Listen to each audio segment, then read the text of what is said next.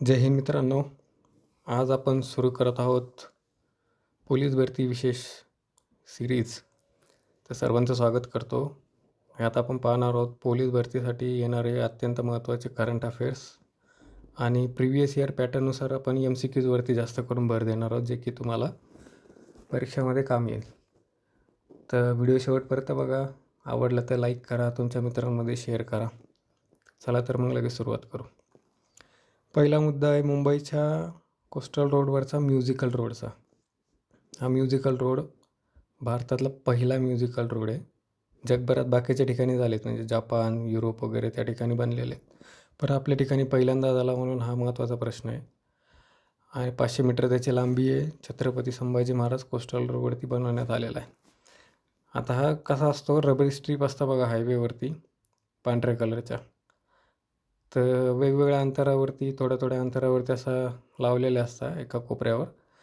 आणि जर तुम्ही एका कॉन्स्टंट स्पीडनी जर गाडी चालवली 50 किंवा 60च्या स्पीडनी, तर त्यावरती एक आवाज येतो, म्युझिकल टाईपमधला आवाज येतो. तर त्याला म्युझिकल रोड म्हणतात. तर 500 मीटरचा आहे आणि भारतातला पहिला म्युझिकल रोड आहे. आणि कुठं, तर मुंबईला. तर त्यानंतर आपण बघू सध्या ज्या महानगरपालिकेच्या निवडणुका झाल्या, तर त्यात महत्त्वाची म्हणजे मुंबईची महानगरपालिका निवडणूक. त्याच्यात महापौर सध्या झालेत कोण, रितू तावडे, ज्या की भारतीय जनता पक्षाच्या आहेत. उपमहापौर म्हणून संजय गाडी यांची निवड झाली, शिवसेना आणि शिंदे गटाचे. 7 फेब्रुवारी 2026ला त्यांनी पदभार स्वीकारला. आणि इथं महत्त्वाचं म्हणजे शहराचा प्रथम नागरिक म्हणून महापौर मानला जातो, जसं राज्याचा राज्यपाल आणि देशाचा राष्ट्रपती. त्यानंतर छत्रपती संभाजीनगर महानगरपालिकेत समीर राजूरकर, जे की भारतीय जनता पक्षाचे आहेत, आणि उपमहापौर म्हणून राजेंद्र जंजाळ, शिवसेना शिंदे गट. तर इथं लक्षात ठेवण्यासारखी गोष्ट आहे. त्यानंतर सगळ्यात महत्त्वाचं म्हणजे केंद्रीय गृहमंत्रालयाने नवीन आदेश जारी केलेला आहे वंदे मातरमच्या बाबतीत. वंदे मातरमला 2025मध्ये 150 वर्ष पूर्ण झाले. तर त्यामुळं त्याला अनिवार्य केलं की जनगण मनच्या आधी वंदे मातरम गायलं जाणार आहे. सध्या 3 मिनिटे 10 सेकंद आणि 6 कडवे गायनं अनिवार्य आहे. आता कुठल्या प्रसंगात आहे, नागरी सन्मान समारंभ, एखादं पारितोषिक वगैरे जेव्हा शासनाकडनं दिला जातो कोणाला तरी, तर त्यावेळेस राष्ट्रपतीच्या आगमन आणि निर्गमनाच्या वेळेस राष्ट्रध्वजाच्या परेड 15 ऑगस्ट, 26 जानेवारी, 1 मे, 17 सप्टेंबर त्यावेळेस, आणि राज्यपालांचे जे काही कार्यक्रम राहतील तर त्यावेळेस. लक्षात ठेवण्यासारखं आपल्याला इथं की बंकिमचंद्र चट्टोपाध्याय यांनी याची रचना केलेली आहे. आणि कुठली कादंबरी होती त्यांची, आनंदमठ. आणि राष्ट्रगीत आणि राष्ट्रीय गीत यात फरक आहे. राष्ट्रगीत जनगणमन आणि राष्ट्रीय गीत वंदे मातरम.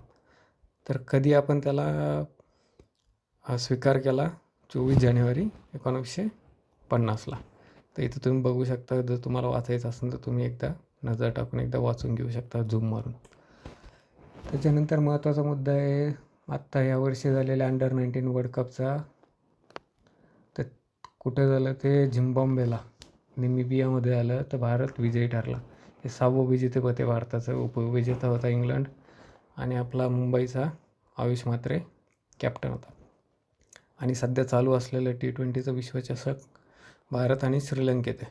तर इथं कन्फ्यूज नका होऊ, झिम्बाब्वे नामिबिया अंडर-19 आणि T20 विश्वचषक भारत श्रीलंका. हे विचारण्यापेक्षा यावरती जास्त भर देतील तर प्रश्न विचारणारे राहिले, तर अंडर-19 कुठं झालं, कारण दोघं वर्ल्ड कप आहेत आणि दोघांमध्ये कन्फ्यूज होण्याची शक्यता जास्त आहे. त्याच्यानंतर आपण पाहू आपल्या शेजारचा बांगलादेश. तिथं सार्वत्रिक निवडणुका झाल्या. तर खालिदा झिया आणि शेख हसीना या दोघी बहिणींच्या युगाचा शेवट झाला. 36 वर्षापासून त्या सत्तेवर होत्या.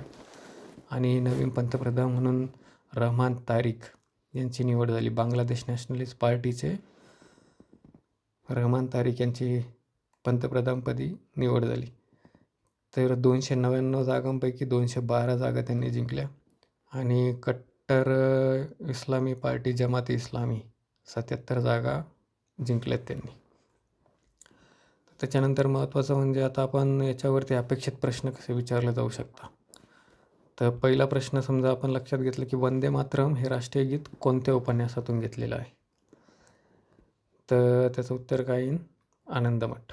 गोदान, गीतांजली, गीतारहस्य हे वेगवेगळ्या कादंबऱ्या आहेत, पण इथं कोण? आनंदमठ. त्यानंतर भारतामध्ये पहिला म्युझिकल रोड कोणत्या ठिकाणी विकसित करण्यात आला? दिल्ली, पुणे, मुंबई, चेन्नई. तर याचं उत्तर आहे मुंबई. त्याच्यानंतर वंदे मातरम हे गीत राष्ट्रीय गीत राष्ट्रीय गीत म्हणून केव्हा स्वीकारलं गेलं? हे महत्त्वाचं आहे. राष्ट्रीय गीत केव्हा स्वीकारलं गेलं? 24 जानेवारी 1950ला. त्याच्यानंतर वंदे मातरम या गीताची रचना कोणी केली? तर बंकिमचंद्र चट्टोपाध्याय. जसं रवींद्रनाथ टागोर यांनी जनगणमन, बंकिमचंद्र चट्टोपाध्याय राष्ट्रीय गीत वंदे मातरम. तर वंदे मातरम यावरती एखादा प्रश्न येण्याची 100% शक्यता आहे, कारण की 150 वर्ष पूर्ण झाले आणि गृह मंत्रालयाने त्याला अधिकृत गीत याचा दर्जा दिलेला आहे. तर ह्या वंदे मातरमच्या बाबतीत इथं गोष्ट लक्षात ठेवण्यासारखी आहे. आणि शेवटचं, महापौर कोणत्या नावाने ओळखला जातो? प्रशासक, कार्यकारी प्रमुख का शहराचा प्रथम नागरिक? तर शहराचा प्रथम नागरिक. तर विद्यार्थी मित्रांनो, यात काही तुम्हाला डिटेलमध्ये हवं असेल तर तुम्ही आमच्या टेलिग्राम चॅनलवरती भेट द्या. तिथं यावरती डिटेलमध्ये जे की UPSC आणि MPSCच्या लेवलचे डिटेलिंग असेल. आणि जर तुम्हाला वाटलं की काही सजेशन द्यायचे आहेत तर तुमचे सजेशन कमेंटमध्ये टाका. वाटलंच तर टेलिग्रामवरती तुम्ही मला DM करू शकता. तर तुम्हाला शिवजयंतीच्या हार्दिक शुभेच्छा आणि जय हिंद, जय महाराष्ट्र.